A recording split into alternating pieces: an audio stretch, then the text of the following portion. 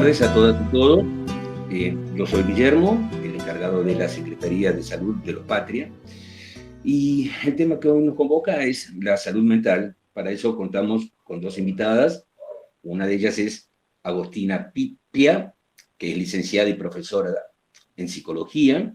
Es egresada de la UBA, psicoanalista en el ámbito público y privado, y además en el ámbito legislativo. La otra de las licenciadas que nos acompaña es Daniela Valladares, licenciada y profesora en psicología, también egresada de la UBA. Es una de las trabajadoras en el equipo de promoción de vínculos saludables dentro del Ministerio de Educación de la Ciudad de Buenos Aires. Psicoanalista con perspectiva en salud mental comunitaria. Bien, hecha la presentación, Daniela, Agostina, cuando ustedes quieran, arranquen. Muchísimas gracias. Bueno, hola a todos, todas. Muchas gracias por la invitación. Nos parece muy importante estar aquí y estar tomando esta perspectiva de salud comunitaria, de salud mental, aquí en esta charla. Y un poco hoy vamos a contarles como introducción cómo nos conocimos con Agos, cómo llegamos hasta aquí. ¿Querés contar un poquito, Agos? ¿Tenés más?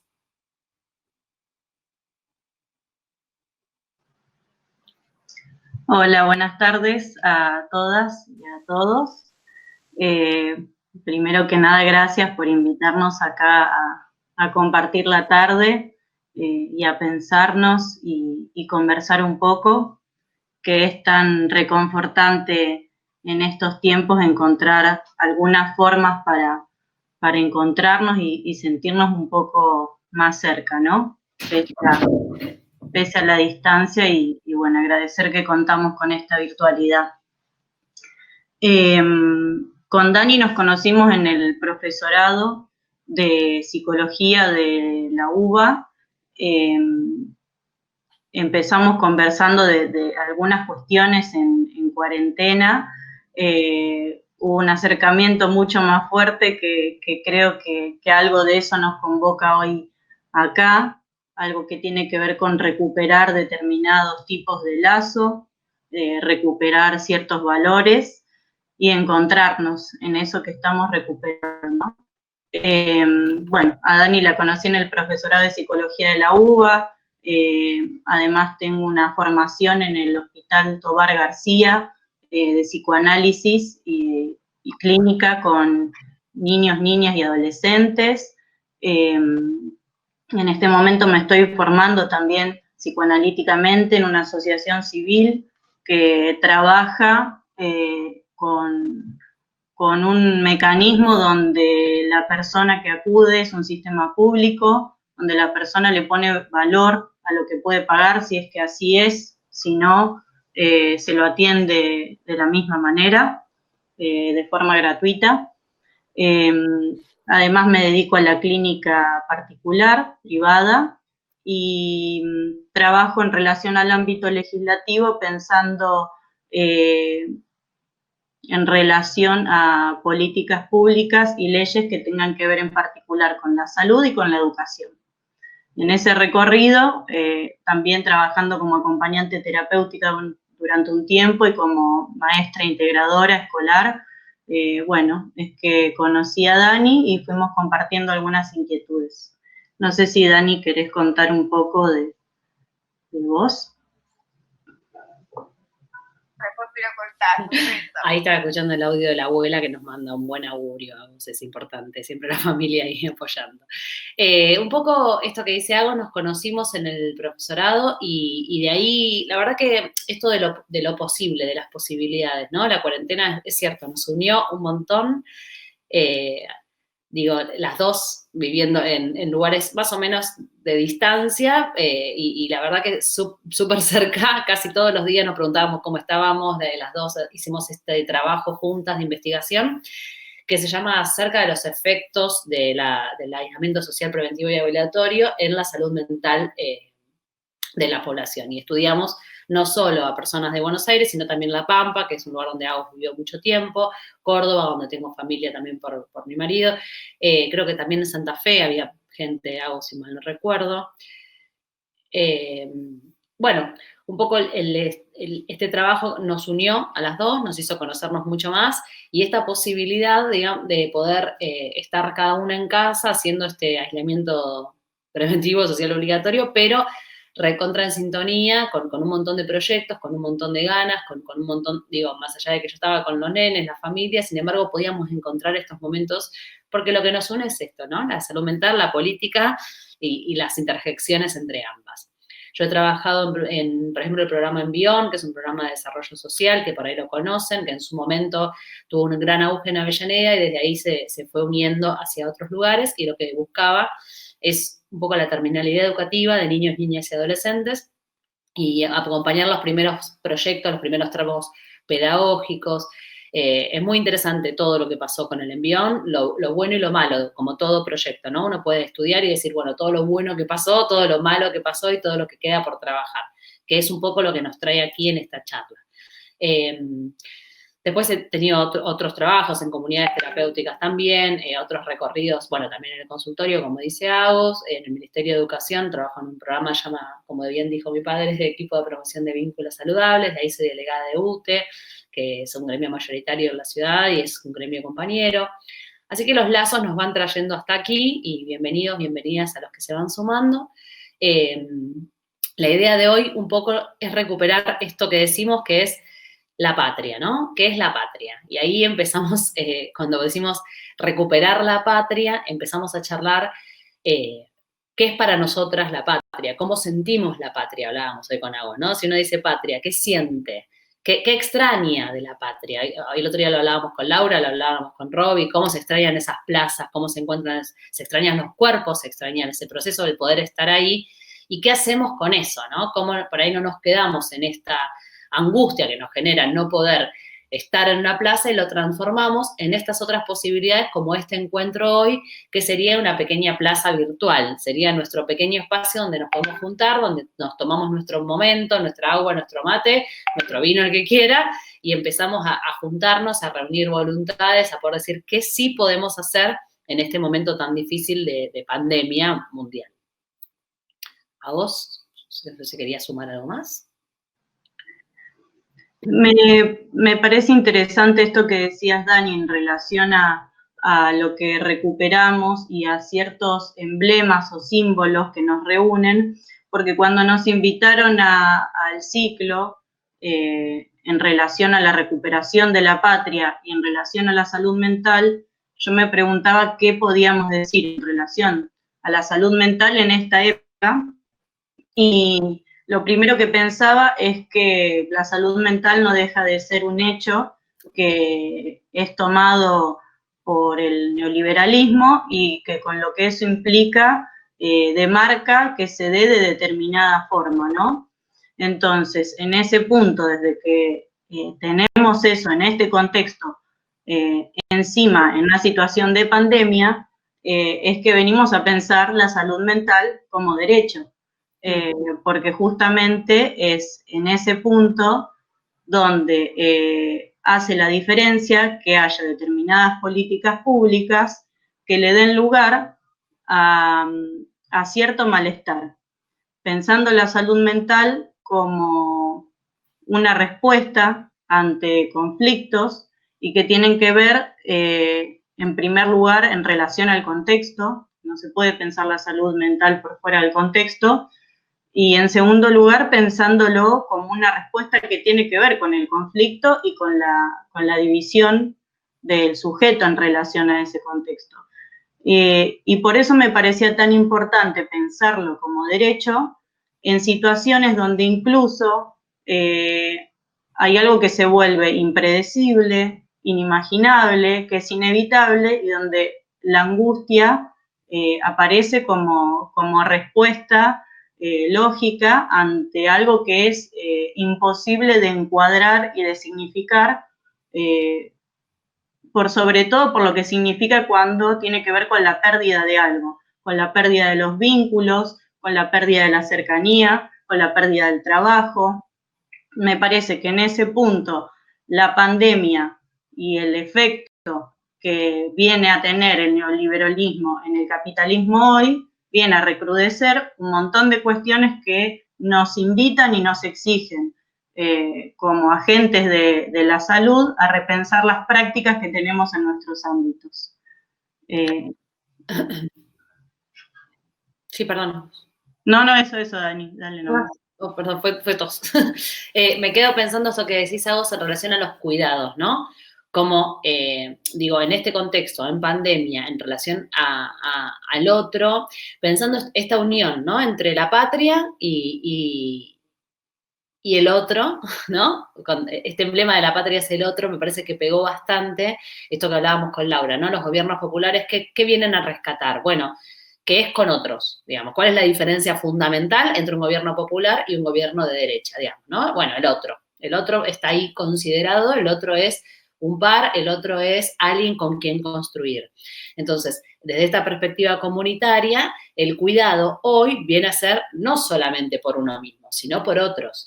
Esta concepción de cuidado del otro es la que la derecha trata todo el tiempo de romper y de desunir, creando estas, ¿no? Inflando esta idea de que, bueno, tu libertad individual, por un lado, rompe con esta idea de cuidados colectivos, que es la que queremos todo el tiempo sostener y construir en conjunto. Que es un poco esto, ¿cuál es el horizonte hacia el cual deberíamos ir? Bueno, me parece que tiene que ir siempre a este rol de los cuidados colectivos. ¿Cómo hacemos como sociedad, con otros compañeros, con otras compañeras, para no estar todo el tiempo dependiendo solamente de lo que el Estado nos diga, del gobierno de turno nos diga, sino para que siempre el pueblo tenga esta fuerza de que el gobierno de turno sea un acompañante en las políticas públicas, ¿se entiende? Que sea el que nos viene a acompañar a nosotros, que tenemos una fuerza como pueblo, que es una fuerza que no se puede avasallar, porque pasamos gobiernos de derecha, porque tuvimos crisis mundiales, esta es otra crisis mundial y el pueblo, si es fuerte, no se deja avasallar, ni por un gobierno de derecha, ni por una crisis mundial, ni por nada. Pero por eso me parece importante esta construcción colectiva de acuerdos, que es la que nos hace tener una fuerza irrefrenable. A vos. Ahora que te escuchaba, Dani, hablar de esto de la fuerza irrefrenable, me hacía pensar en qué puntos podemos resistir, ¿no? Frente a ciertas propuestas que tengan que ver con dejar al margen la angustia que es tan vapuleada y que garpa tan poco en estos tiempos, porque uno tiene que responder a ciertos mandatos de productividad, porque uno tiene que poder cumplir determinada cantidad de tiempo de trabajo, porque hay determinada sobreexplotación con las tareas de la casa. Digo, me parece que en este punto, cuando la pandemia nos exige cierta ética de los cuidados, donde hay que fortalecer los cuidados en pos del bien común y del bien individual, porque la responsabilidad al fin y al cabo va a tener efectos sobre lo colectivo. Me pregunto en qué puntos podemos resistir aquellas propuestas que en momentos donde hay que alojar la angustia es desestimada, o no hay momento para angustiarse, o uno no tiene ganas de hablar eso, no tiene ganas de profundizar ahí, y eso no significa que uno tenga que andar escarbando en la angustia, son dos cosas totalmente diferentes. Y me parece que en ese punto, cuando pensamos en recuperar la patria, cuando yo pienso en recuperar, la otra vez lo hablábamos con Dani, en relación a los postulados y a la forma de laburar de Ramón Carrillo y toda la línea que instaló, me hacía pensar en este paradigma de la salud mental, o de la salud, mejor dicho, porque Ramón Carrillo era neurólogo, venía más del palo de la medicina, y lo que instala es que la salud tiene que ver con una concepción integral, y donde ya esa concepción integral, él propiamente lo que planteaba era que tenía que ver con los factores externos, no con los factores meramente biológicos. Digo, en ese punto en el que el sujeto empieza a ser un sujeto social y que el padecimiento tiene un lugar social, hay que ampliar un poco bastante más la mirada, y la cuestión no solo es el sujeto, sino las condiciones necesarias para que se genere salud, en el mejor de los casos. Dani, no sé si querés... No, me quedo pensando esto de Carrillo, que es como el primer referente de salud integral que podemos tomar a la población, digamos, ministro de Salud en el peronismo. Y siempre me cuento una anécdota que me parece majestuosa, que yo la aprendí en la maestría de salud mental comunitaria, y que es cuando en una charla Perón y Carrillo están hablando de la salud, Perón le pregunta, bueno, ¿cómo hacemos como para generar salud? Viste que él tenía una visión de futuro, Perón, increíble, ¿no? Él no pensaba en hoy lo que leíamos hoy que hablábamos con Agos, ¿no? Compartíamos la visión que él tenía, que es a mínimo 10 años, su cabeza ya era, bueno.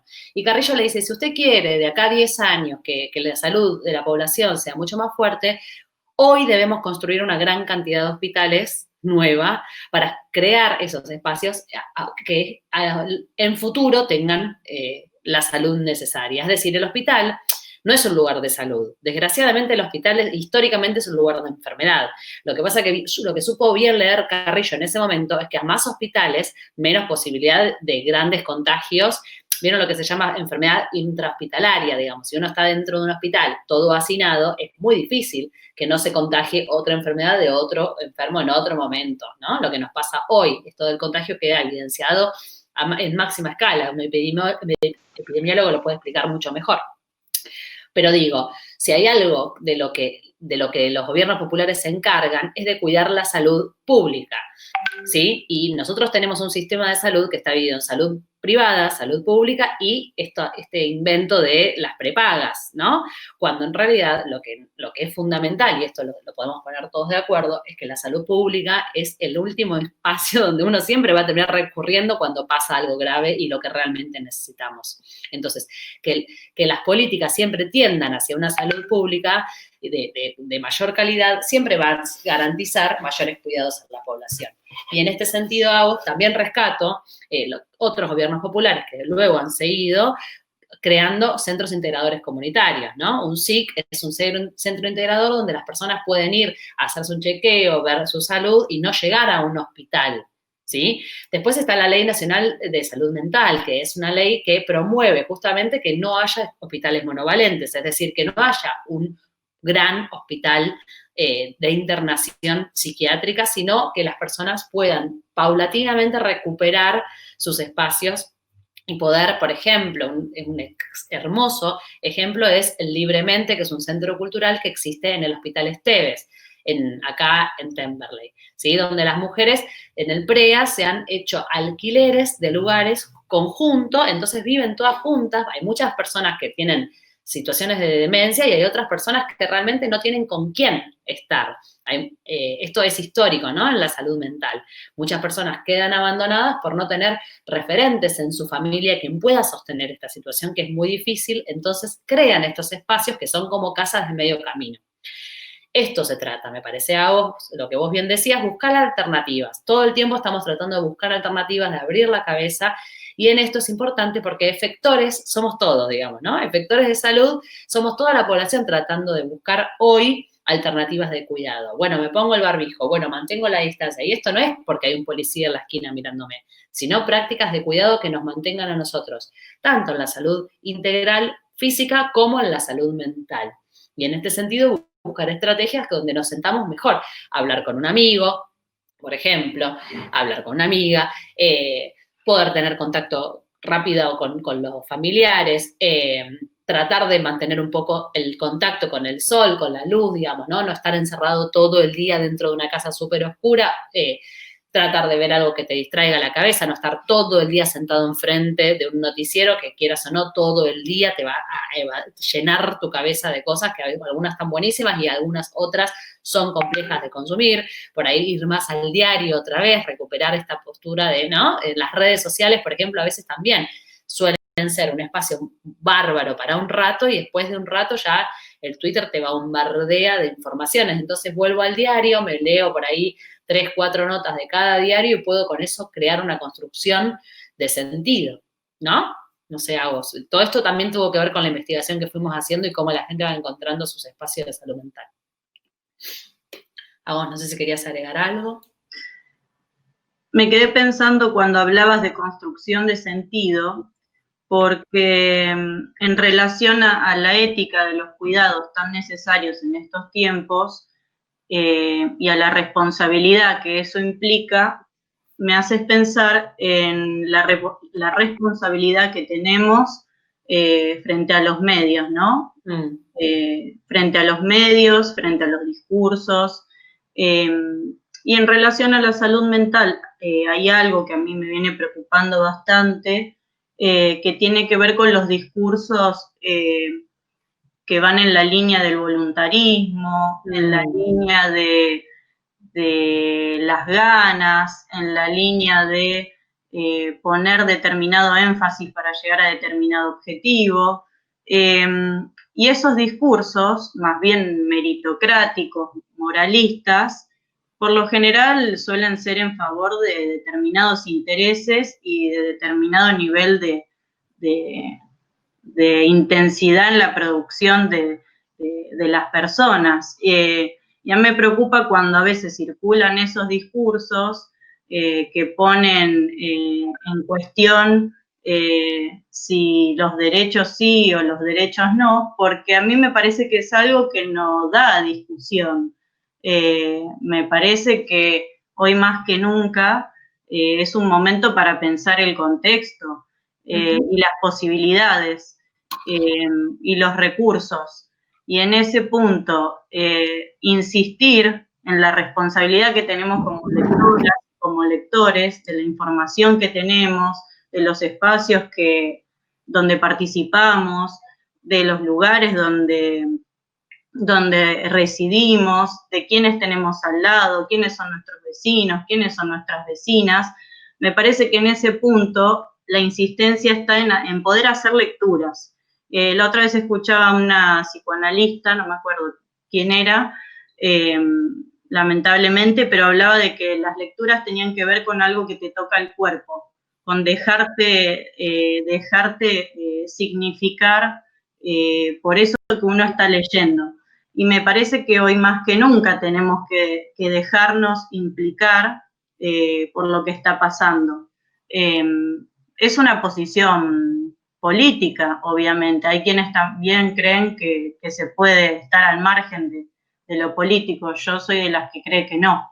Y en ese punto me parece que las conversaciones que venimos teniendo con Dani en relación a los cuidados tienen que ver con algo de lo compartido, con algo de repartir el peso, con algo de encontrarnos y de profundizar el diálogo. Y para mí no es un detalle menor, no me es indistinto que hoy nos estemos encontrando acá a conversar y a pensar. De hecho, me encantaría que en algún momento podamos, haya preguntas o no sé, que puedan planteen lo que vienen pensando, lo que se les ocurra, porque me parece que es ahí donde hay que fortalecer los espacios, en los espacios de escucha de uno y de otro, y de otra. Me parece que el cuidado tiene que ver con eso también, de no darle lugar a los discursos que tienen que ver con la hostilidad y darle lugar a la escucha.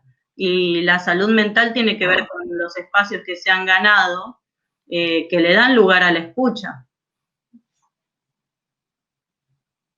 Tal cual a vos, tal cual. Si te parece, podemos pasar un espacio de intercambios, de preguntas. Y de todo lo que dijimos, me quedo con algo muy bueno que habíamos hablado con Lau, de que este espacio, Los Patria, busca promover los puntos en común, decías vos, Lau, ¿no?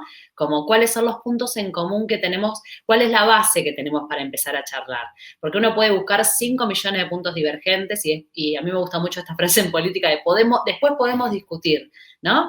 El peronismo es un gran cúmulo de cosas que después podemos discutir, pero lleguemos primero a estos puntos de acuerdo, estos puntos consistentes donde nos podemos llegar a acuerdos sólidos y poder decir, bueno, sobre esto se puede construir. Me gustaría eso, que esta charla, que estas preguntas siempre sean en pos de una construcción. Seguramente sí lo van a hacer, pero bueno, como para abrir este espacio de debate.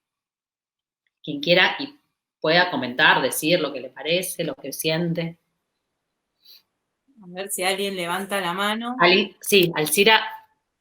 ¿Puede ser? Hay una mano levantada. Alcira. Alcira soy yo, estoy usando otro vos teléfono. Yo soy Adriana. Adriana. Estoy usando otro teléfono porque se me rompió la computadora. Entonces, hola, me encantó la introducción y el trabajo que están haciendo. Me acordaba cuando yo hice la tesis en la carrera de comunicación, la hice sobre Carrillo. Y hablaba sobre, mira, la busqué porque es la frase que había encabezado mi tesis, que decía que frente a las enfermedades que generan la miseria, la tristeza, frente a la angustia y al infortunio social, los microbios como causas de enfermedades son unas pobres causas. Y la verdad que todo giró alrededor de eso y creo que en este momento nos damos cuenta que esas pobres causas también nos pueden hacer mucho daño, ¿no? Y daño en esto que ustedes decían de la escucha, ¿no? De escuchar poco y violentarnos mucho. Quizás por cuestiones que tienen que ver con el encierro, con cuestiones que tienen que ver con no estar en contacto físico con los afectos, porque creo que estamos en contacto y mucho buscamos alternativas, pero para nosotros como pueblo que somos así, pueblo peronista, que nos encontramos en las calles, que nos abrazamos con todos, que bebemos de la misma botella y tenemos todas estas cuestiones, creo que este aislamiento, que la misma palabra nos introduce a esa situación, es estar como encerrados, también nos genera mucha violencia. Entonces, esa violencia se manifiesta de diferentes maneras. Y a veces nos damos cuenta que, a mí me pasa en lo personal, a veces reflexionar sobre ciertas cuestiones, sobre todo por pérdidas, cosas dolorosas que pasaron durante la pandemia y que nos van a seguir pasando, encontrarme manifestando esta agresión. Con muchos años de análisis encima me doy cuenta qué es lo que hago, me lo pongo en el cuerpo, tengo alergia, me descompongo, pero es una manera también de cuidarme de esa agresión que se siente. Entonces me parece que generar estos espacios y estas charlas, las charlas que tenemos todas las semanas que son sobre peronismo y demás, pero también estos espacios de reflexión, para también poder encarar la militancia desde otro lugar. Bueno, eso, ese comentario, y que me parece muy interesante el trabajo comunitario, ¿no? El trabajo social, que es algo que también hago. Pero bueno, me encanta. Muchísimas gracias. Hermoso todo lo que dijiste y tomamos, hoy hablábamos de la misma frase de Carrillo, así que estamos en consonancia. Bueno, a ver si... Guillermo. Hago una pregunta. Sí. A ver, chicas, por favor, ¿cómo ven, o creo que parte de su estudio era los problemas domésticos, ¿no? Tanto tiempo en la casa, ¿cómo está influyendo eso en la relación de pareja, en la familia, tanto tiempo estando en el aislamiento? ¿Te podemos contestar a nivel personal o a nivel global? A nivel nada. Lo dejo a tu criterio. A nivel global están afectando y mucho, pero hay una realidad. Siempre pongo un ejemplo bastante claro, y esto que sos mi padre lo vas a saber mejor que nadie. Mejor una separación a tiempo que un disgusto a destiempo, ¿no? Digo, si esto lo hablábamos en otra charla con Nago, ya tuvimos una charla al respecto y leíamos que el director de nuestra carrera hablaba de, está habiendo muchas separaciones y muchos divorcios, ¿no? Y digo, ¿y usted quién es, señor? La verdad, el casamentero, digo, que es Roberto Galán, la verdad, ¿por qué le preocupa tanto que la gente se separe? Digo, si la gente tiene un lugar a donde ir y si se generan los recursos, digo, por ahí vas a la casa de tu mamá, por ahí encontraste una amiga que te bancó, digo, se trata de esto también. Si era una relación que no iba, ¿por qué no pensar que esta cuarentena dejó en evidencia que esa relación no iba? Solamente que es más claro ahora. Uno antes se iba a trabajar afuera, volvía, tenía otros tiempos, hacía otras cosas, pero lo único que dejó en evidencia es que la relación ya tenía una crisis, digamos. Y también, y esto lo puedo decir, algunas familias la fortaleció, porque digo, si bancamos esto, realmente yo creo, por lo menos esto, a nuestros hijos le estamos llevando unos cuadernitos con mi marido bastante fuertes, tratando de dejar un registro de esto. No es sin crisis, no es que las familias estamos pasándolas todo bárbaro y estamos bailando todo el día, porque Ago lo dijo muy bien, es con angustia. Pasando la angustia, pasando este enojo que dijo la compañera recién, donde podemos empezar a decir, bueno, un secretito que hemos hecho con mi marido a veces de decirnos, bueno, no nos aguantamos, pero es parte de esto, digamos, o sea, no es que se terminó el amor, es que a veces es lógico que con cualquier persona, por más amor que tengamos, todo el día es intenso. Entonces, uno a veces está bueno poder decir, mira, en este momento no me estoy aguantando ni yo, ¿cómo hago para poder lidiar con otra persona? Entonces, mejor mantengamos una distancia prudente, ¿no? Un aislamiento preventivo obligatorio para poder distanciar. Agos, no sé si querés agregar algo a esto. Hay una pregunta de otro compañero después, pero por ahí me querías decir algo. Coincidía en esto, Dani, en que un hecho social, un fenómeno social, si lo quisiéramos llamar así como la separación, habría que ver qué es la separación. Me parece que lo que plantea es una pregunta de qué vienen a reflejar en esa situación determinada, porque si no entraríamos a generalizar y a hacer diagnóstico de la separación y bueno, sabemos que terminaríamos patologizando ya cualquier cosa. Entonces me parece que es importante que las situaciones que se van dando planteen una pregunta en contexto. Habrá que ver qué le significaba la convivencia en pandemia a una pareja en determinado espacio, si tenía familia, si no tenía familia, bueno, no sé, hay que ir al caso por caso.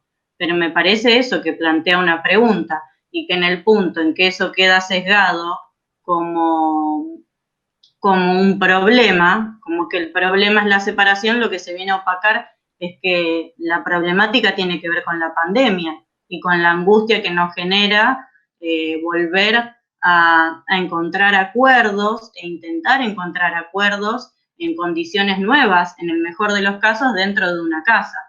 Y en ese punto me parecía muy importante lo que habías comentado, creo que Alicia, Adriana, no sé si me estoy confundiendo tu nombre.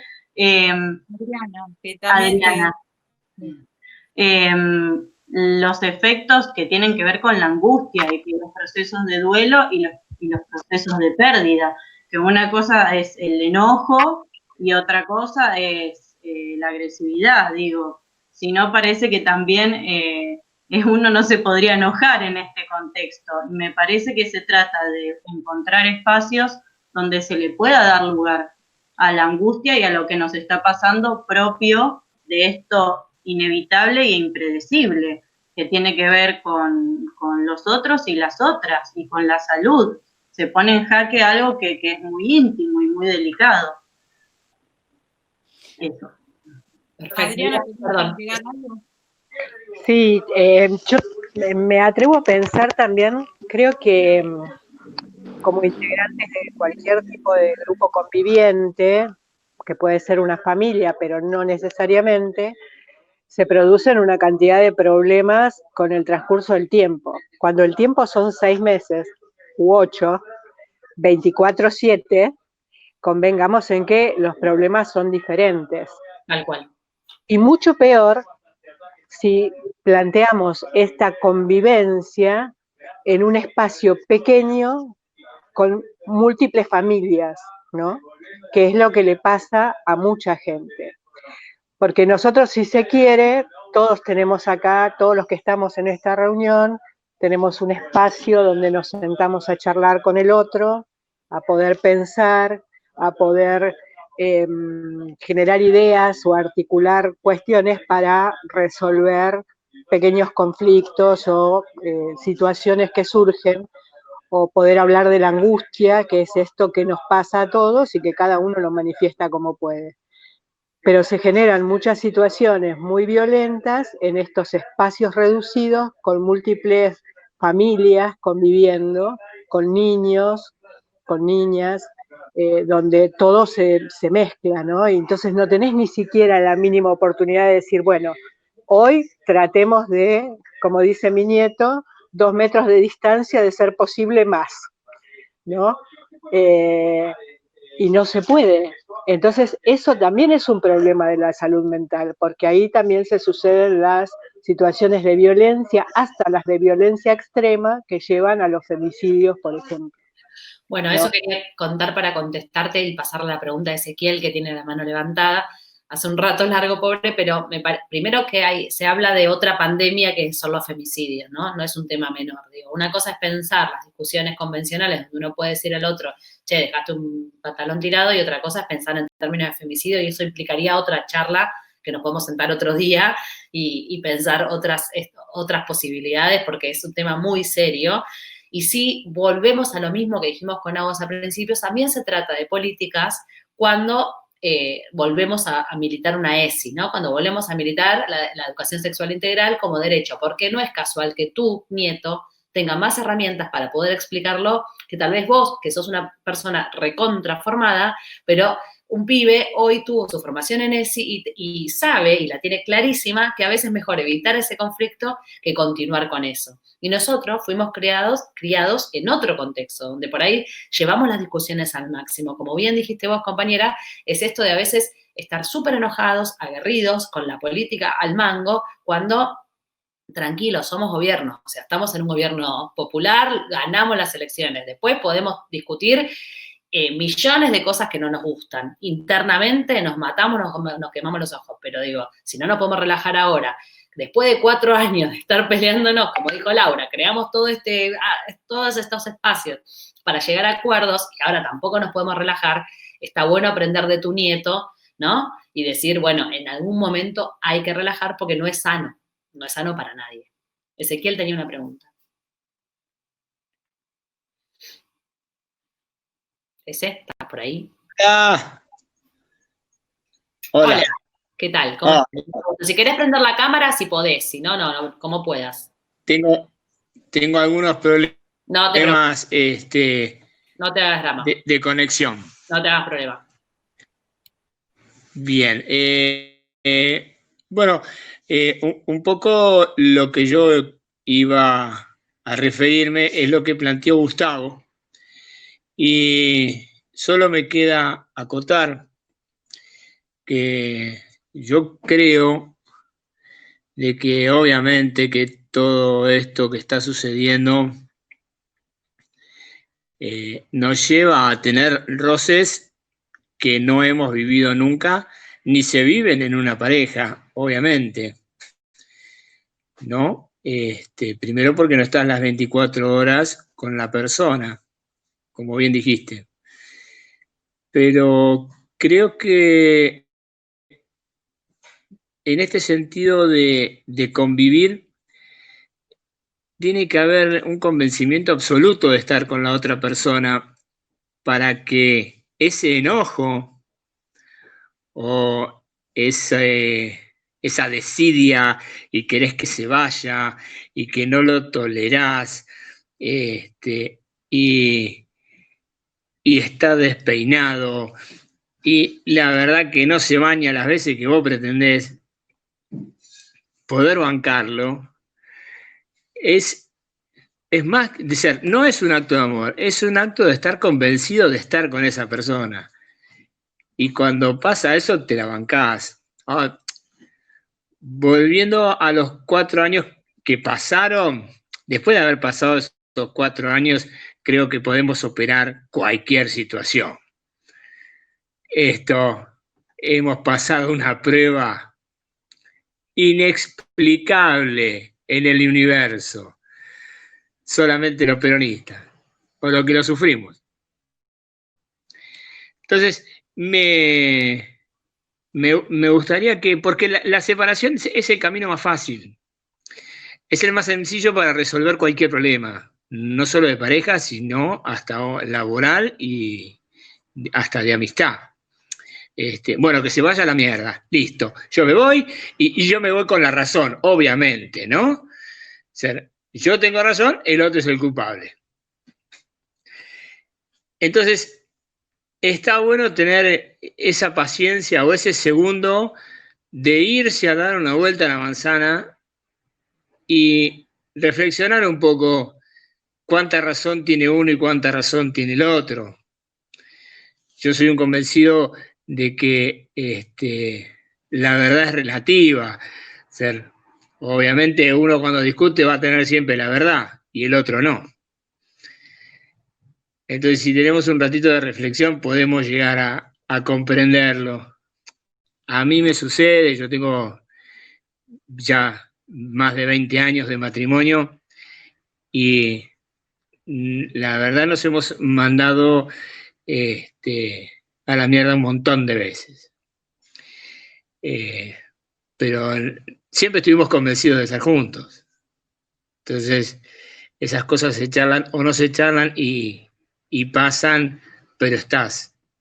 Entonces, bueno, eso es lo que quería un poco aportar y me interesa mucho el tema, si es posible, más adelante, cuando puedan, el tema del femicidio.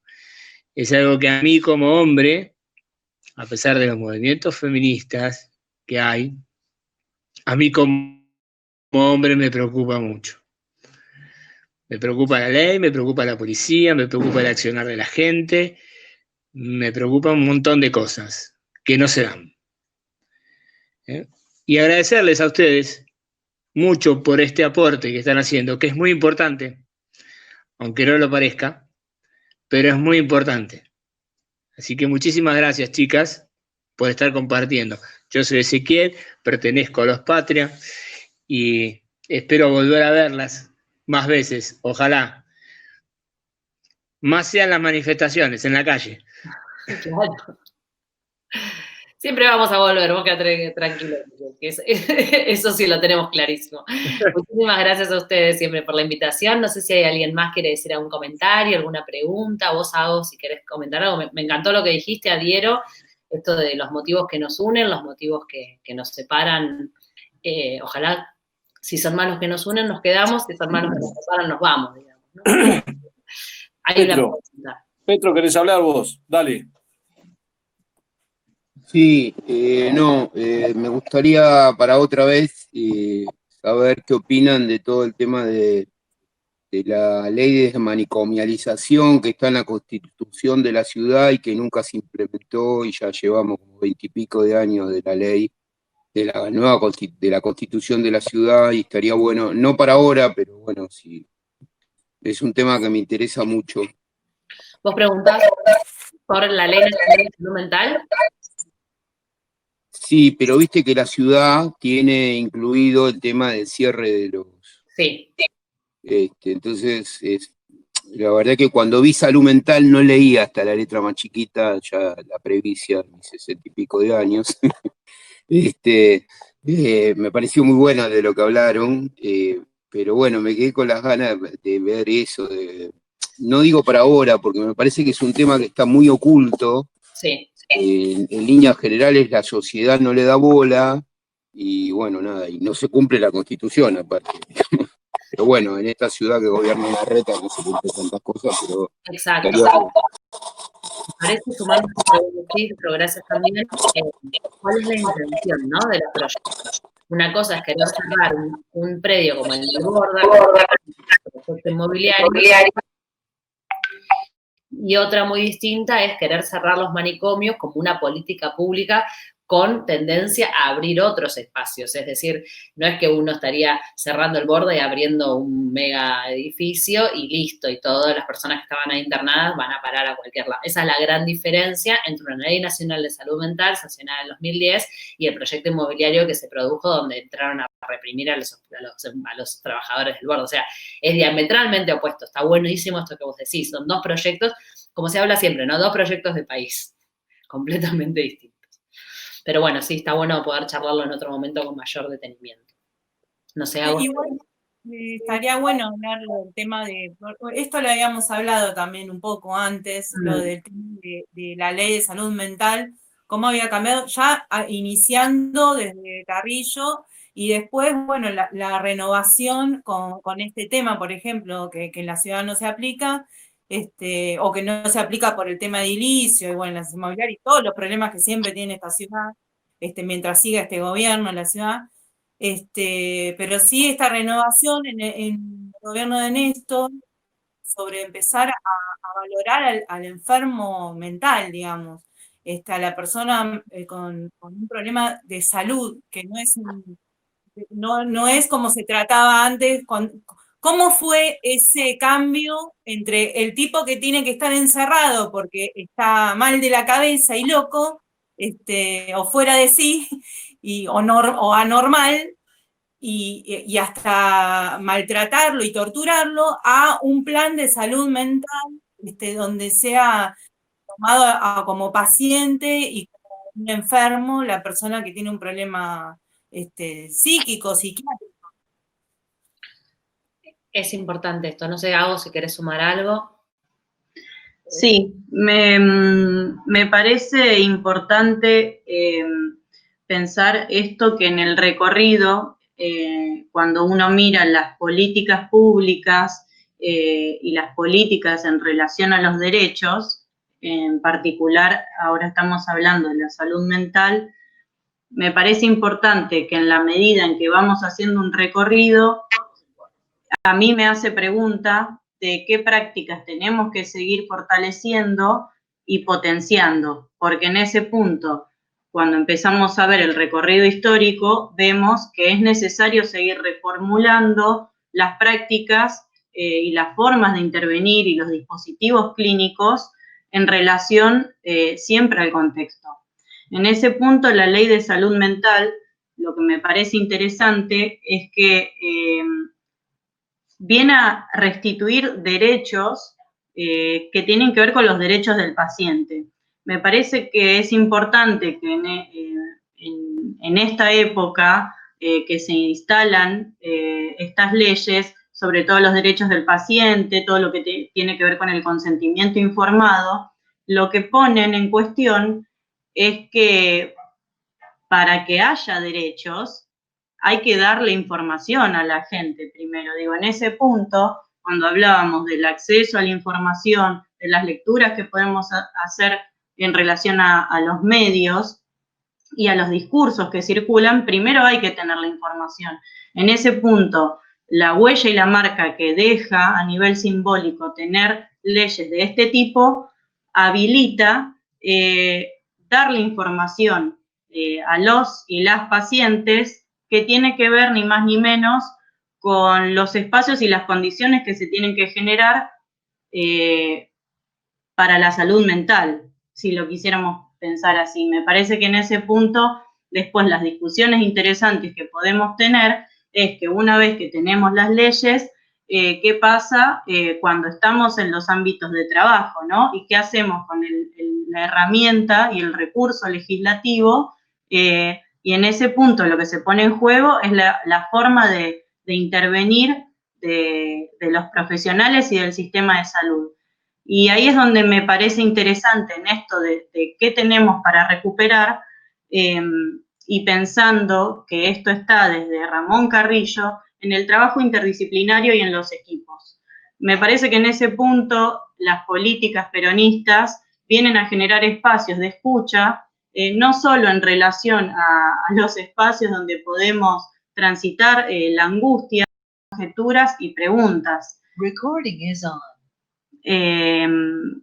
Hablando y pensando desde el psicoanálisis, me es inevitable asociarlo con las tres patas que hacen al psicoanálisis, que tienen que ver con la práctica clínica, con la supervisión y con la teoría. Me parece que en ese punto pensar las políticas en derechos de la salud mental tienen que ver con el territorio, con la posibilidad de conversar con un otro, las formas de intervenir, con coordinarnos, con el trabajo en conjunto. En mi caso en particular, a veces me pregunto mucho en relación a que parecería que el trabajo del psicólogo, la psicóloga, es un trabajo individual. y me parece que no se trata de eso. Me parece que incluso cuando se trata de la clínica, el trabajo es colectivo, los espacios de formación son colectivos, y la formación es más que necesaria, porque la formación nos habilita a preguntarnos constantemente sobre los padecimientos, y los padecimientos son en contexto, en esto que venían diciendo los compañeros y las compañeras, de que tiene que ver con factores que hacen al tiempo, que hacen al espacio, que hacen a cuestiones que tienen que ver con la expectativa. Lo asocio al trabajo que veníamos haciendo con Dani en relación a las entrevistas que hicimos durante la primera etapa de la pandemia para ver qué estaba pasando, y las variables que aparecían tenían que ver con eso, con que el tiempo, el espacio, las expectativas, la organización dentro de la casa eran factores determinantes en la salud mental, si quisiéramos pensarlo así, porque como dijo la compañera, no es lo mismo tener un espacio reducido, tener un espacio amplio. Entonces me parece que en el punto en que podemos encontrar esas pequeñas variables que nos permiten pensar, es que estamos pensando el contexto, y me parece que en esa línea hay algo que se mantiene y que es necesario sostenerlo y recuperarlo aún con más ganas, que tiene que ver con el contexto, con ubicar el padecimiento en contexto, en tanto un sujeto es social y es histórico. Es muy interesante esto que hablas, Agus, porque tiene que ver con la responsabilidad, que la responsabilidad siempre es subjetiva, pero está en un contexto. Es decir, hoy hablábamos también esto de cuál es el derecho primordial. El derecho primordial, y ahí vuelvo a tu nieto, compañera, es cuidar las infancias. Si nosotros logramos que las leyes se garanticen cuidar todas las infancias, tenemos una salud mental de la población adulta casi impecable. Es decir, nosotras como psicólogas lo podemos asegurar, las primeras huellas némicas, diría Freud, o sea, los primeros recuerdos, las primeras experiencias que uno tiene en la vida son determinantes para el resto de la vida. Es decir, si nosotros cuidamos con políticas públicas a nuestros niños, niñas y adolescentes, luego garantizamos que la población sea sana en materia de salud mental, ¿no? Y la materia de salud mental es, te podría decir, casi un 80% de la salud integral y física, porque uno puede estar exactamente perfecto, que los estudios de salud te den bárbaros, pero si vos no estás bien en tu constitución psíquica, si vivís con una angustia crónica, digo, por ejemplo, bueno, enfermedades de base que tienen mucho que ver con esto, ¿no? Hoy en día, por ejemplo, como dice Agus, no patologizar la angustia, ¿no? Decir, estoy angustiado, bueno, lo tapo, me como tal cosa, hago tal otra, tomo un vino, digo, paremos un poco, le damos lugar a esa angustia que es adaptativa en este momento, como hablábamos el otro día con la compañera. Si yo no veo a mis familiares cercanos hace 6 meses, ¿qué espero? ¿Estar bailando zumba en casa? No, obvio que por supuesto voy a estar atravesando una angustia que es lógica, obvio que voy a estar atravesando un enojo. ¿Por qué? Porque esta sociedad generó esto, digo, no queremos más esta humanidad, decía, ¿no? Marlene creo que es el nombre de esta compañera, ¿no? Como no queremos más esta humanidad. No, queremos transformarnos como humanidad. No puede ser que haya personas que hace 6 meses que no vean a sus familiares. Hay que buscar alternativas de a poco, con cuidados, con muchos resguardos, digamos, ¿no? Pero bueno, esto en algún momento se tiene que terminar, ¿no? Digo, paulatinamente, de algún modo súper cuidado, pero prioridades puede ser que sí, para una persona que hace mucho que no ve a su familia, puede ser un hecho muy angustiante, y de qué manera nosotros, que somos efectores de salud, buscamos y acompañamos políticas de cuidado que puedan hacer que estas angustias vayan cediendo su lugar. No sé si había otra mano levantada por ahí. Sí, Alicia quería hablar. Alicia, dale. Adriana. No sé quién es. ¿Otra vez, Adriana? Adriana. ¿Estás acaparando todo, querida? La salud mental es lo mío, porque estoy tan loca que necesito. Totalmente. No te voy a discutir eso. Vos sabés que una de las cosas que pensaba mientras estaban hablando, y que estábamos hablando del tema que propone Petro también, ¿no? Del tema de las instituciones y las internaciones, una de las primeras cosas que pensé con esto de la pandemia es qué pasa con la gente, por ejemplo, en el Borda y en el Moyano, ¿no? Por ejemplo, los sábados que se hacía la radio, la colifata en el hospital, y que era un espacio de escucha, porque uno ahí se da cuenta, ¿no? Creo que es un ejercicio maravilloso. Uno se da cuenta ahí que muchas veces lo que tenemos es miedo al otro, ¿no? Es el miedo a ese otro desconocido enfermo de la cabeza, que es algo que nos asusta a todos, ¿no? El miedo a estar locos es algo que tenemos muy arraigado, por eso no nos permitimos la angustia, por eso no nos permitimos estar mal y poder de alguna manera tramitarlo. Yo pensaba en esta población que está carente de todo, ¿no? Porque ya estaba en el límite de la indigencia, digamos, pero por lo menos tenía ese espacio continente de que sabían que un día por semana iba gente de otro lugar y que se vinculaba con ellos, ¿no? Muchas veces vemos que hay gente que está totalmente perdida y hay gente que está muy conectada y que está ahí simplemente porque allí quedó, no hay trabajo, no hay ninguna posibilidad de externarlos, porque no hay quien se haga cargo. Pero pensaba que también la pandemia trae estas cosas, ¿no? Mostrarnos como, me sale como desechos humanos, pero ¿cuánto de eso tenemos en nuestra sociedad y por ahí no lo vemos, ¿no? Por ahí nos perdemos en nuestras discusiones de política, de militancia, y por ahí miramos así, un poquito así para el costado y vemos que hay un otro, ese otro que también es la patria, que está pasándola mucho peor, ¿no? Y esos espacios creo que son los que hay que trabajar a los que nos interesa la salud como militancia política, ¿no? Sí, es cierto, Adriana, ¿verdad? Lo que decís, y también es cierto, hoy también tenía esta sensación cuando iba pensando en los elementos fundamentales que quería dejar y transmitir en esta charla. Todos a los 20 años acá seguramente estuvimos, por lo menos todos los sábados, ahí en un barrio metiéndole todo, ¿no? Como acá a 10 cuadras o acá a 5 cuadras o a 20, yo digo en el conurbano, así que básicamente, no es muy altruista. Uno estuvo laburando, me parece, y metiéndole cuerpo a un montón de cosas. Y hoy por ahí nos toca este otro espacio de poder sentarnos, de poder pensar, y que esto no nos genere esta angustia por decir, uy, no estoy ocupando este lugar, porque siempre va a haber otro que lo esté ocupando. Por ahí hoy nos toca, como madres, como abuelas, como primos, como profesores, como, darle el legado a otros que también tienen esta energía y esta fuerza para poder ponerla ahí, y saber que por ahí nosotros estamos poniendo esta energía y esta fuerza donde podemos.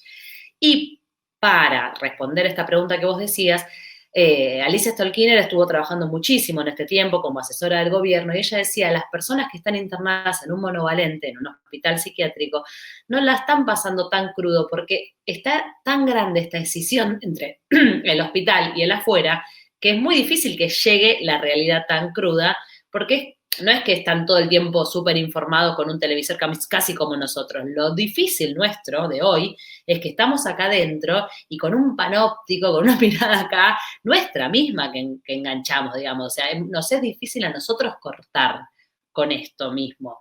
Digamos, las personas que peor la estamos, por decir, o la están pasando, mejor dicho, son las que no pueden cortar con este principio de realidad absoluta. Y si algo que la psicosis puede hacer completamente es escindir. Ayer se me acercó un muchacho en la calle y me pedía un abrazo y me quería vender saumerios y a mí me dio entre ternura y yo me daba cuenta que era un chico que estaba pasando por un episodio de desencadenamiento, o sea, y realmente lo que él necesitaba era un abrazo. Yo no pude dárselo en ese momento, pero te dabas cuenta que realmente era una decisión completa con la realidad, digamos. Era una persona que no estaba en este momento y en este lugar. Y la psicosis es eso, es un desencadenamiento. Hay que tratar de cuidar a los que todavía no estamos desencadenados en ese lugar y con las personas que ya están completamente desencadenadas, acompañar para que puedan estabilizarse también. muchas personas recurrieron a medicaciones, ¿no? A medicamentos y a primeras consultas con psiquiatras.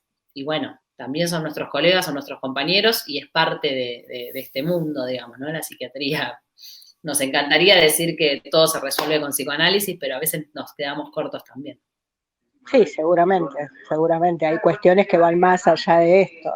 Pero digo, a la gente que no está en esa situación de desencadenamiento, también la padece y a veces en una soledad muy tremenda, muy tremenda. Que por eso hablamos de eso, de los contactos del otro, ¿no? De no olvidarnos, de estar tratando, ¿no? De aunque sea las redes, los 5, 6, 10, hoy lo hablábamos con Agos, ¿no? Cómo nosotras dos nos hemos acompañado, no es casual que estemos las dos acá, ¿no? Hemos sido grandes compañeras en la cuarentena, ella en su casa y yo en la mía, pero no nos olvidamos casi nunca de preguntar cómo estás, che, cómo va, qué vas pensando. Digo, ella, yo vivo con marido, con mi familia, ella tiene sus situaciones, su familia, pero hemos sido grandes compañeras de nuestra estabilidad psíquica en cuarentena también.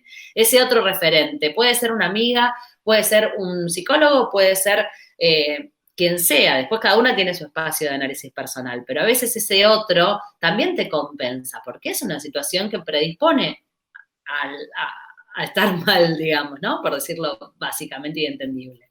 Sí, sí. No sé, Agos, si querés sumar algo de esto. Me quedaba pensando en la pregunta por la ley de salud mental y por esto que comentabas, Adriana, del encierro. Y me parece que en ese punto la ley de salud mental, cuando viene a establecer que no se pueden instalar más hospitales monovalentes neuropsiquiátricos, monovalentes en el sentido de especialidad psiquiátrica, lo innovador y necesario de la ley de salud mental es el tratamiento interdisciplinario del padecimiento mental y de la salud mental. Entonces, cuando Adriana, vos comentabas qué estará pasando en las instituciones que están más ligadas al encierro, en este contexto donde se recrudece la angustia, me parece que lo fundamental tiene que ver con los dispositivos que generamos y las políticas públicas que tienen que ver con la articulación y con las redes y con el laburo y el trabajo desde las distintas disciplinas. Eso es una de las cuestiones innovadoras de la ley de salud mental. Otra de las cuestiones tiene que ver con el tratamiento que se le da a las adicciones. Hasta esa ley el tratamiento se pensaba como aparte, como especializado, y hay un cambio de paradigma en la ley de salud mental donde el consumo problemático y las adicciones pasan a ser parte del tratamiento de la salud mental, no tienen un tratamiento especializado. Y en ese punto, la política pública instala una lógica de sujeto que le habilita la angustia. En ese punto, la ley de salud mental pone en discusión los modos de transitar la angustia y las respuestas subjetivas que puede tener una persona frente al padecimiento, frente a los vínculos, a los lazos sociales, a su relación con el entorno. Y es muy interesante, es muy importante cómo el cambio de paradigma de la ley ya deja de hacer foco sobre el sujeto como problemático y el foco está en el vínculo que tiene el sujeto con el entorno. Y es muy interesante cómo esta política, que yo la pienso fundamentalmente porque tiene que ver con lo popular, con la izquierda, le viene a dar un lugar al sujeto y viene a poner otra vez en cuestión la importancia de la escucha y de generar espacios que generen redes y a su vez autonomía, porque si no lo que aparece en políticas que no van en esta línea, por lo general caen en el lugar de criminalizar o patologizar a las personas, ya sea porque el consumo queda ligado a lo ilegal, a lo ilícito, porque queda ligado a la delincuencia. Entonces, esta política, esta ley es fundamental en el punto en que le da lugar al padecimiento y empieza a dar lugar a que nos preguntemos por qué tipo de dispositivos vamos a generar para que algo del transcurrir de las personas en esta sociedad no sea tan angustiante, porque ya de por sí hay un malestar que es inherente a las cuestiones sociales y a lo que es inevitable. Hay un montón de otras cuestiones de la ley de salud mental que son interesantes para pensar. Por ejemplo, el hecho de que la internación se vuelve excepcional, se deja de ver al sujeto como un sujeto peligroso, y lo que se empieza a evaluar es el daño. Se empieza a hablar de daño y de malestar en la ley. Me parece que eso es fundamental y tiene que ver con esto que decías, Adriana, de las implicancias que tiene para un sujeto estar en instituciones monovalentes y de encierro, porque ahí más que nunca se ven las propuestas que tienen que ver con las redes. Ahí se ven mucho más, porque son, no son más necesarias, pero se recrudece mucho más las diferencias y las necesidades en estos contextos. Entonces me parece que la internación pase a ser algo excepcional, tiene que ver con que el padecimiento y el tratamiento de la salud mental es en sociedad, es en los distintos ámbitos sociales, no es al margen de, no es en la periferia, no es allá al costadito donde no se nota tanto. Me parece que ese punto también es muy importante y muy interesante. Sí, tomar el episodio, por ejemplo, el brote, cuando una persona se desencadena su brote, su psicosis, tomarlo como un episodio y no como la vida misma, como exacto, siempre, sino que poder controlar el episodio y poder nuevamente esa persona que cuando está compensada, una persona psicótica hace lo mismo que hacemos todos nosotros. Nadie sabe si alguno de nosotros es un psicótico compensado o no. Entonces me parece que sí, eso es bueno de la ley, de tratarnos como seres humanos y no como enfermedades mentales que andan por la vida. Por eso estamos en esta historización, ¿no? Como de empezar con Carrillo, digo, la salud tiene que ver con esto, con la mirada que tenemos sobre la salud, porque cambia completamente la mirada sobre el otro. No es lo mismo hablar de infancias que hablar de niñez. No es lo mismo hablar de menores que hablar de niños, niñas y adolescentes. O sea, esto es política pública, ¿no? Empezar a nombrar distinto y empezar a hacer distinto con eso. Como decía Agos, digamos, una cosa es la ley, que es letra, y otra cosa es qué hacemos nosotros y nosotras como trabajadores con estas leyes. Y eso sí ya empieza nuestra responsabilidad. ¿Habrá alguna otra pregunta, algún otro comentario, algo que les haya parecido? Por ahí nos pusimos muy técnicas, no sé. No veo, no se animan. Y no veo ni una cámara prendida tampoco.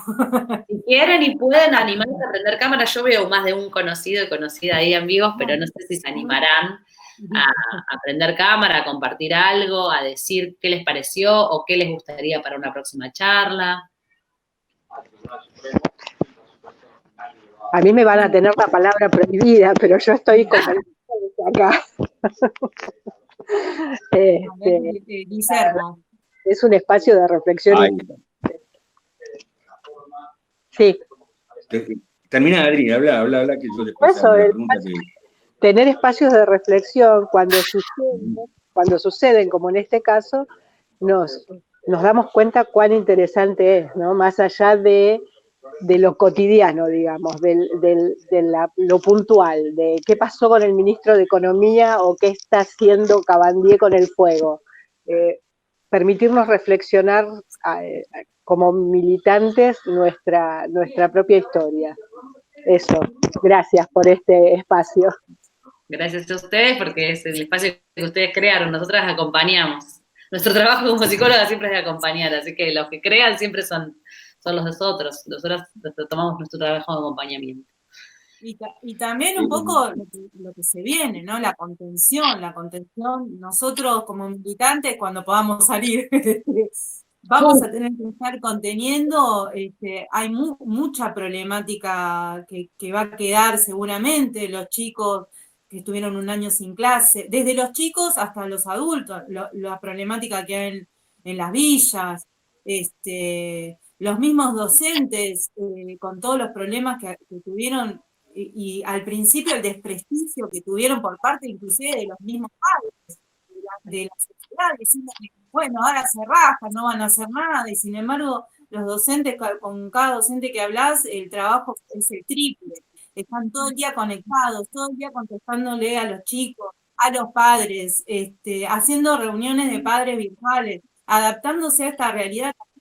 Y todo eso va a ser un laburo que vamos a tener los militantes de contención. Al principio de la cuarentena, perdón que ahora le dejo a Ezequiel que está levantando la mano también, pero al principio de la cuarentena yo me acuerdo que en unas charlas del chat que tenemos como agrupación, nos peleamos un poco por el tema de los abuelos que no iban, que se iban a hacer la cola, ¿se acuerdan? De hacer la cola de los bancos.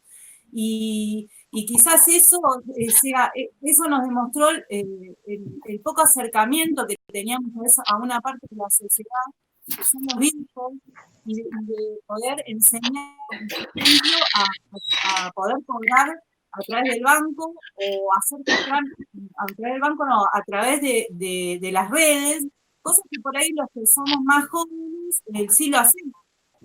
No fue, en mi caso particular, lo voy a decir, no fue lo que me haya costado tener que pagar todos los impuestos por internet, porque ya lo venía haciendo.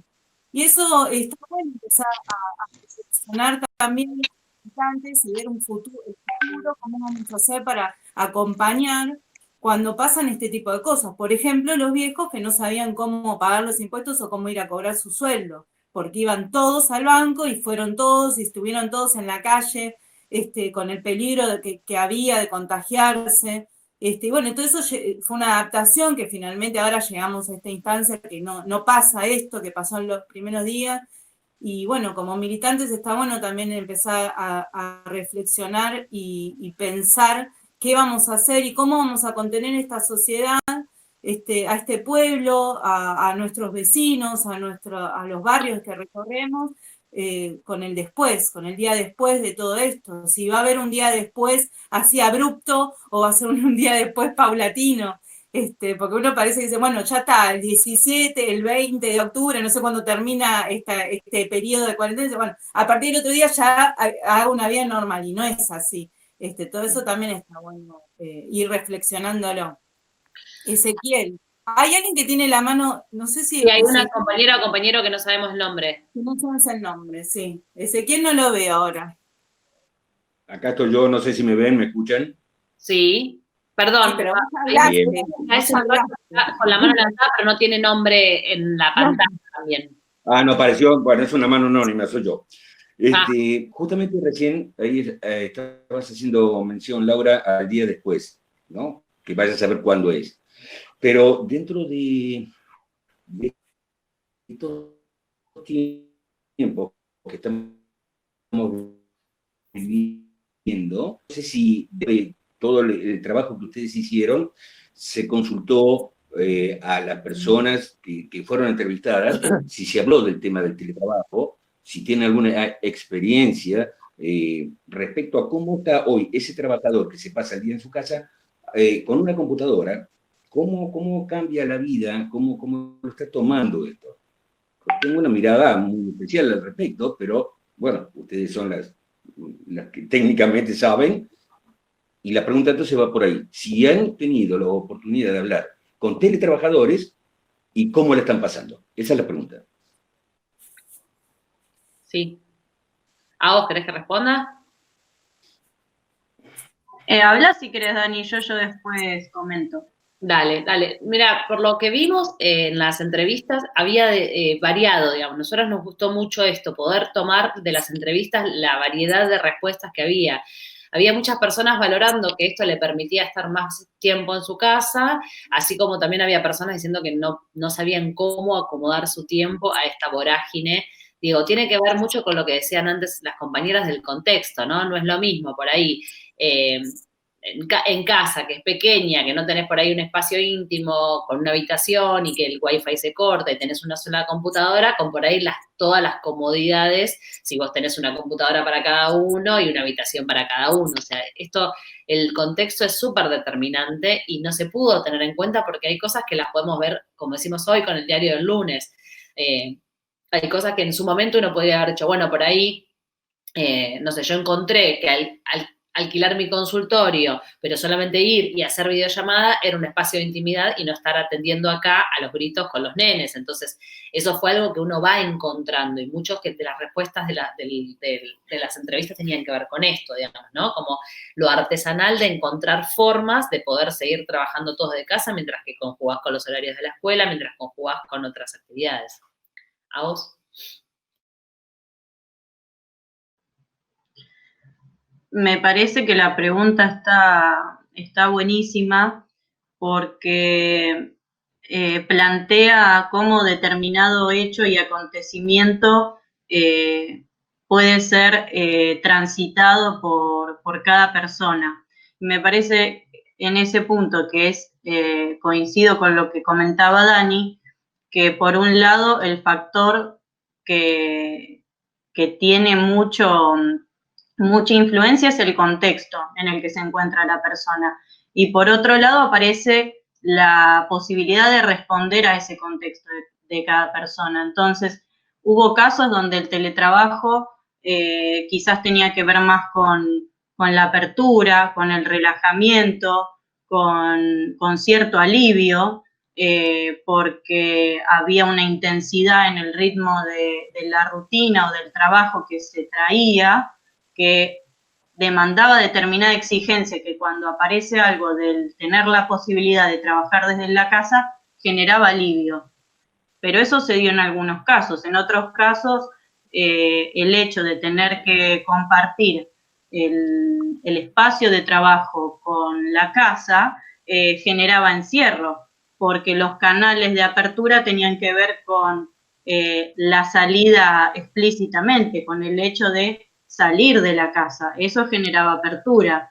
Entonces hubo gente que el teletrabajo le resulta mucho más hostil y que está más ligado al aislamiento y al ensimismamiento que al alivio. Entonces me parece muy interesante la pregunta porque cuando hablamos de salud mental nos enfrentamos a la complejidad del contexto y de la respuesta que se puede dar en eso. Digo, no hay como respuestas buenas y respuestas malas. Nos encontramos con la complejidad de dar lugar a eso que le está pasando a la persona en ese contexto en particular y ver qué se puede hacer con eso.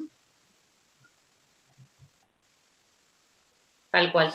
Había otra Perdón, agrego un comentario, no sé, que además del espacio de la casa o el espacio que se pueda tener en la familia, la invasión que muchas veces también produce el teletrabajo hasta que se termine de normalizar o regular los horarios, ¿no? Exacto. Porque, por otro lado, hay un gran problema que, claro, lo que ustedes decían es totalmente real. Los espacios para todo, sea para trabajar, estudiar o lo que sea. Pero también la invasión que se está produciendo desde el trabajo hacia el trabajador, donde no hay un horario, por eso digo que me parece que va a estar buenísimo en el momento que se regule, pero no solamente que se regule, sino que se cumpla con esa regulación. Es que ese es el tema. Te llega un mail un sábado a las 6 de la tarde. El tema es regulado estaba, regulado está desde hace un tiempo. Salió una ley de teletrabajo, no sé si Jorge sigue. Sí, correcto, pero el tema es que hacen, digamos, esto del respeto también, ¿no? Esto del respeto, claro. ¿Sabes qué tiene que ver también? Y voy a ir un poco más, no solamente el lugar del empleador, que muchas veces es muy hostil, ya sabemos, ¿no? Que los empleadores a veces son muy hostiles, pero también la empatía del compañero y la compañera, porque puede ser un trabajador que sufra un maltrato de un jefe y también, digo, ¿qué pasa con ese otro compañero o compañera que por ahí se da cuenta, registra, che, mira, este tiene 2 hijos, este está en otra situación y cubre, digo, esto también del compañerismo, cómo surge y esos lazos surgen, más allá de la hostilidad del empleador que siempre, bueno, ahí están los gremios, ¿no?, para sostener cuando hay hostilidad de empleadores, ¿no? Como para eso para eso estamos cuando pasa algo de esto. Si no se cumple, uno tiene que decir, bueno, mira, me está llamando mi jefe a las 9 de la mañana, cortás y avisás a tu gremio que te están faltando respeto, porque vos tenés derecho a la desconexión, digamos, si no es en nuestro horario laboral, para eso tenés a tu referente, delegado, delegada. Pero bueno, más allá de eso, en dos órdenes de cosas. Por un lado lo gremial y por otro lado la solidaridad y compañerismo y la empatía que es tan necesaria en este momento, poder darse cuenta que, por supuesto, si uno no se le generan las condiciones, no puede. Hay una persona levantando la mano, no sé qué nombre. Si no tiene nombre, levantó la mano recién. Sí, por favor. Soy yo, entonces, no sé. No, contestando un poco al compañero, bueno, tenemos la ley 27.555, que es la que regula el teletrabajo. Lo que pasa que me parece que más allá de la regulación externa, también debe haber una regulación interna, porque este aislamiento, que como bien lo denominaba Boaventura de Sousa, él dice que el término pandemia viene de unión o unificación del pueblo, y que justamente la contradicción mayor que se da en estos tiempos es que para actuar solidariamente no tenemos que tocar el cuerpo del otro, ¿no? Y digo, es una contradicción terrible, y yo digo, puedo hablar del ámbito educativo, no de otros ámbitos laborales, y hay un gran peso de la responsabilidad del trabajador y la trabajadora. Digo, yo creo que la ley de teletrabajo también se instaura a partir de poder no solo regular desde lo externo, sino desde lo interno. Las maestras, los maestros viven conectados 24 horas al día, porque la regulación interna sobre la culpa que se genera en torno a no estar en el entorno del trabajo también es muy compleja. Digo, esa culpa que está instaurada obviamente desde el neoliberalismo, no es una culpa peronista. Digo, nosotros los peronistas queremos que los trabajadores y trabajadoras trabajen lo menos posible con el mayor salario posible, ¿no? Y en las mejores condiciones. Nada, simplemente quería hacer ese aporte con respecto a la ley que regula el derecho a la desconexión, que creo que fue lo primero que se intentó instalar, ese derecho a desconectarse como regulación externa e interna. De ahí a, como decía el compañero, que se cumpla o no se cumpla, ya es más complejo, y para eso están las organizaciones sindicales, pero fue una ley que la promovimos nosotros, obviamente, el peronismo siempre. Siempre pensando en los derechos de los trabajadores, siempre, Jorge. Absolutamente, qué cosa. Siempre tan de izquierda vos, no te voy a invitar a más a la mesa, diría. No, ¿por qué de izquierda? Perdón. No, chiste que dijo Mirta, siempre tan de izquierda, no te voy a invitar a la mesa. Chiste farándula nomás. Creo que el peronismo es el que reguló todas estas cosas. Sí, por supuesto. En este país. Y también, si me permiten, me puedo meter un cacho. Todo lo que fueron hablando, yo no sé si tengo algún problema mental seguramente con el peronismo, pero lo relacioné con el peronismo, porque hablaron de la niñez, donde el peronismo pone el foco principal en la niñez y en cuidar al niño como persona humana, y también pone en el orden ciertas prioridades, que no sé si le dio no tenía la visión en esa época de lo que es el tratamiento psicológico, pero sí lo puso en el tratamiento en la salud. Yo coincido, me juego el 100% de que hoy en día estaría enfocado también en la salud mental. Y que la salud mental también deviene de la no felicidad del pueblo. Exactamente. Ponía el peronismo. Porque alguien que es medianamente feliz se realiza. Y una vez realizado, tal vez surja algún problema, pero todo es más llevadero.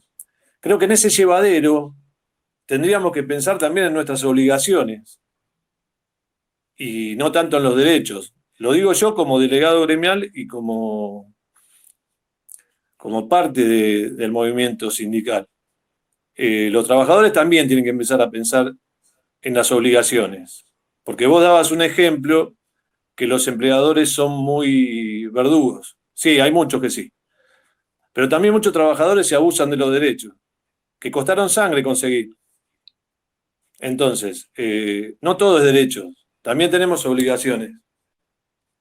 En lo que tiene que ver, por ejemplo, a la salud mental, también pensaba que un chico que está en la villa, que no conoce ni el colegio, o que está en el medio del campo, no lo pongamos la villa porque siempre es lo mismo, que vive aislado, no conoce ni el derecho, no conoce ni la Coca-Cola, no conoce nada,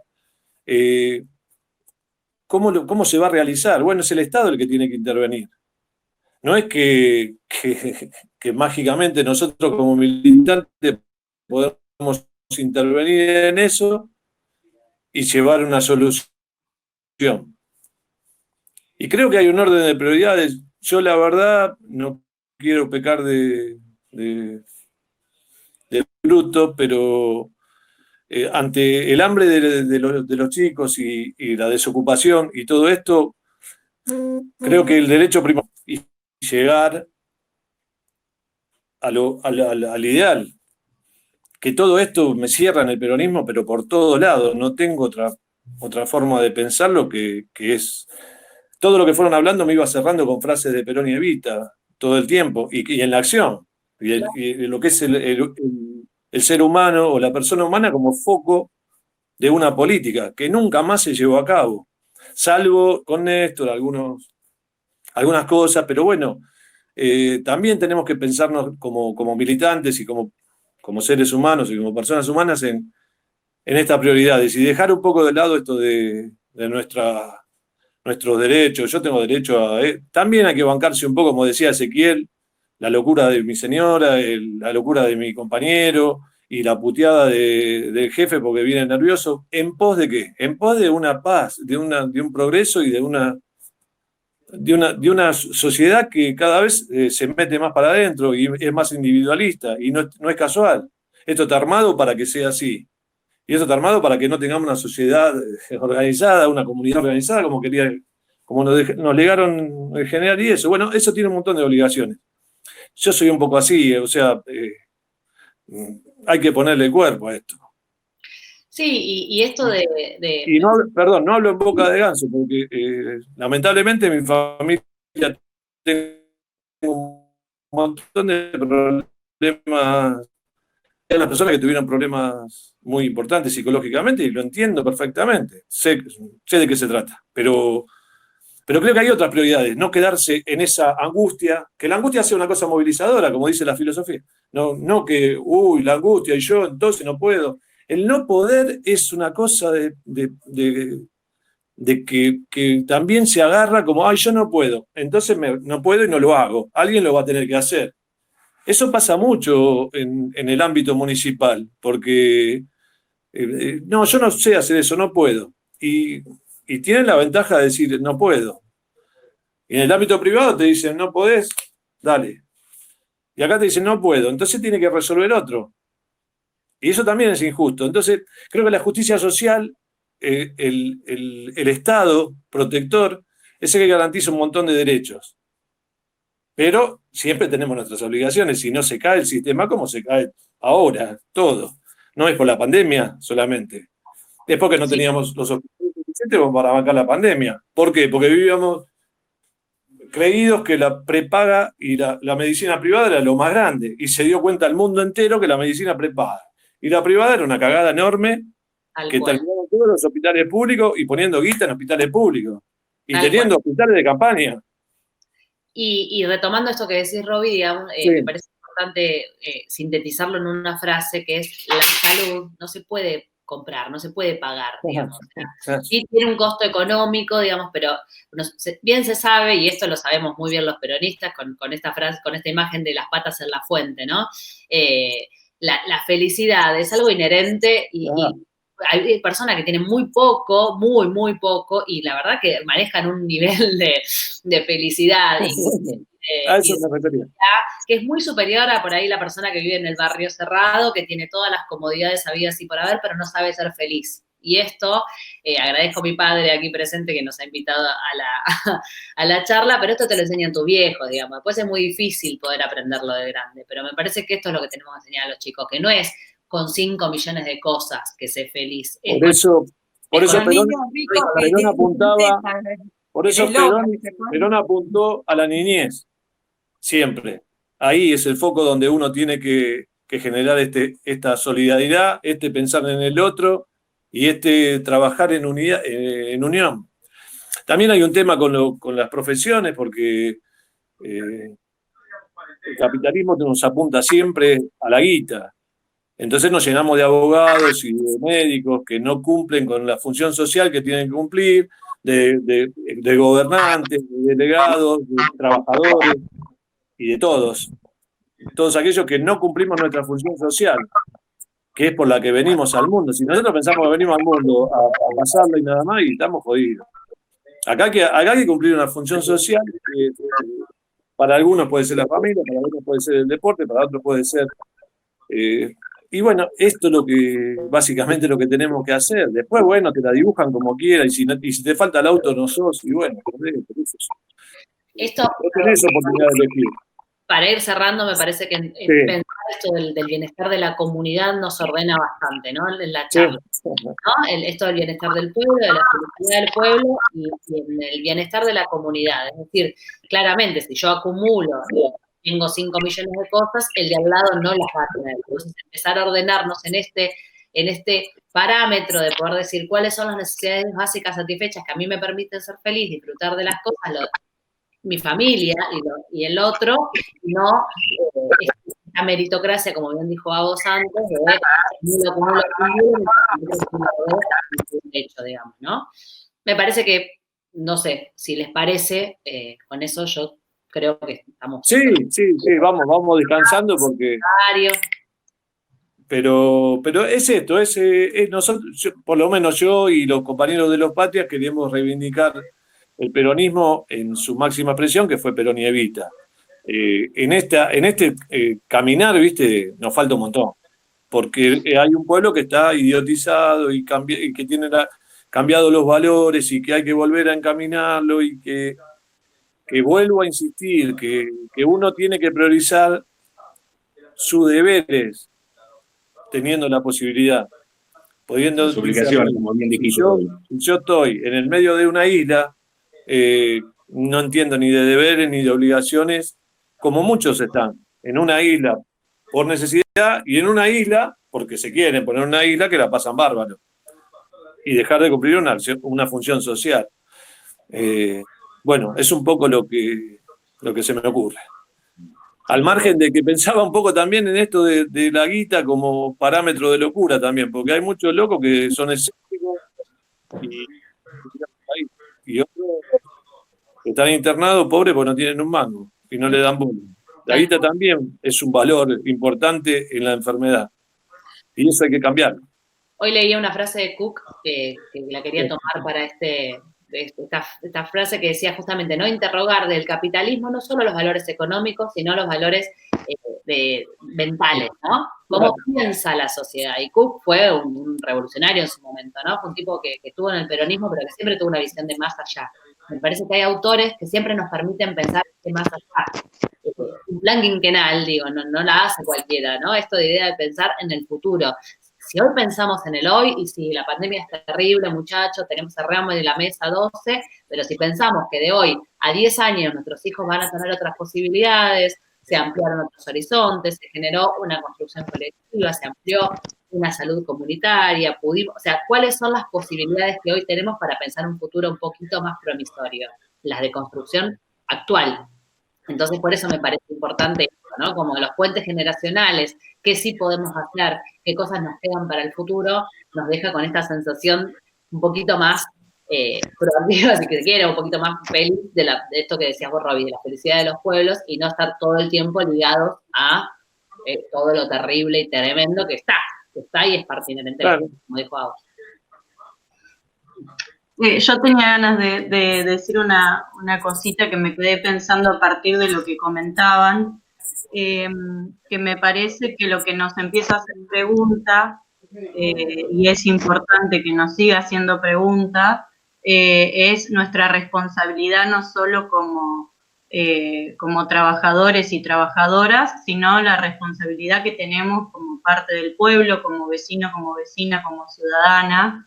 Y en ese punto, Roby, me parecía muy interesante que vos hablabas no solo de las obligaciones, pensando en las consecuencias que tienen nuestras responsabilidades como trabajadores, por ejemplo, trabajadoras, sino que hablaste como de, bueno, algunos tendrán que ver con el deporte, tendrán que ver con la docencia, y en ese punto me parece que hablas del deseo. Digo, ¿qué función social, por decir función como si algo ahí tuviera que funcionar, ¿no? Me parece que es un lindo ideal, pero digo, ¿qué lugar, qué nos convoca del deseo a cada uno en tanto responsables de lo que implica socialmente? Me parece que eso es lo interesante, que en ese punto uno le puede dar lugar a algo que tiene que ver con uno, con el deseo de uno, con las pasiones de uno, con los intereses de uno, pero el horizonte es popular, el horizonte no es individual, porque lo que me parecía muy interesante es que el neoliberalismo no tiene descanso en la pandemia, no descansa en la virtualidad. Por eso era tan importante esto que decían del corte y del espacio. Cuando yo hablaba de delimitar los espacios, no me refería solo al contexto físico, tiene que ver con el corte real y simbólico de cuando hay una exigencia que tiene que ver con los imperativos y los mandatos neoliberales de productividad al docente, a la psicóloga, a quien sea, no tiene descanso. Entonces, en ese punto, por más que tengamos las leyes y que los límites parezcan que están muy claros, nosotros también tenemos la responsabilidad de hacer una lectura que le pueda marcar un límite al otro. Y me parece que cuando hablamos de obligaciones es siempre en la institucionalidad, es siempre con los límites. Me parece que eso es lo que nos hace ruido cuando hablamos de ciertos excesos y de ciertos relajos como ciudadanos o ciudadanas, porque en ese punto el exceso avasalla al otro y tiene que ver por lo general con cierta acumulación que queda más del goce individual que de lo compartido. Y cuando la satisfacción tiene que ver con en detrimento del otro, me parece que ahí es necesario que sigamos instalando políticas públicas y que después cada uno como ciudadano y ciudadana nos empecemos a preguntar mínimamente por las consecuencias de nuestros actos. Me parece que el eje es ese, y si está encauzado en el deseo de cada uno, aún mejor todavía. Perfecto. Sí, tal cual. Realizarse uno para poder realizar que se realice. Eso sería claro, más o menos lo que estamos hablando. Siempre es importante realizarse individualmente, pero para dar ese aporte a nuestra comunidad. Nadie se realiza en una comunidad que no se realiza. O sea, sos una isla y un egoísta de mierda en ese punto. Si nadie se realiza y te realizás vos, qué bueno, te felicito, pero ¿de qué te sirve? ¿Qué aportaste? ¿Qué dejaste en la vida? ¿Qué le enseñás a tus hijos? ¿Qué tanta pregunta? Creo que la sociedad del dinero se va muriendo poco a poco y la pandemia ayudó a esto. Yo creo que la pandemia nos pone en vereda y nos pone en el lugar que teníamos que estar hace rato. De vernos las caras, de estar encerrados, de ver con quién estamos, de ver quién somos, qué queremos. El lugar a pensar no te lo da el capitalismo salvaje, el globalismo. Lo único que te hace es te tira cosa y te deja medio pelotudo y uno queda, ay, me compré el auto, viajé, qué bueno, vamos. Y te encontraste con que está más vacío que un sachet de leche. Así. Así que cuando te encontrás en tu casa y decís, epa, no estoy tan mal. Ah, qué bueno, mirá lo que estoy haciendo. Hay otra cosa. Así que bueno, nada, basta de locura. Qué bueno poder hacernos preguntas, ¿no? Tener tiempo y espacio para hacernos preguntas. Qué bueno hacerse preguntas siempre, no en la Por pandemia. eso, no, pero es que esto que decías de la vorágine que que uno no se da cuenta y que te arrastra. Yo me doy cuenta ahora con la pandemia. Yo llegaba a tomar 10 transportes públicos por día, ¿no? Para rebotar de un lado al otro. Y bueno, y hoy me doy cuenta que se pueden hacer las mismas cosas de otra manera, ¿sí? Y bueno, y eso es lo bueno y es lo interesante que proponen las compañeras en su mirada desde la salud mental. Tal cual, tal cual. Agradezco mucho la charla, que fue muy interesante. Veo que con le tenés bebé. que dar al bebé ese, darle de comer, pobrecito. Me llama la tarea imposible. Materna. Ahí hay alguien que se está limpiando la baba o se está arreglando la barba, no sabemos, pero bueno. Bueno, chicas, compañeras, un gran abrazo. Muchas gracias por esta charla y les brindamos un fuerte aplauso porque nos han movido fibras íntimas. Gracias a Agostina también y Daniela. Gracias. Muchas gracias a ustedes. Saludemos al bebé que no puede comer. Bueno, Gracias a todos los bebés salúdale a que más se bancan todo esto. Gracias por este espacio. Con ustedes, chiquititos. Un abrazo. Gracias. Chao, cuídense. Muchas gracias.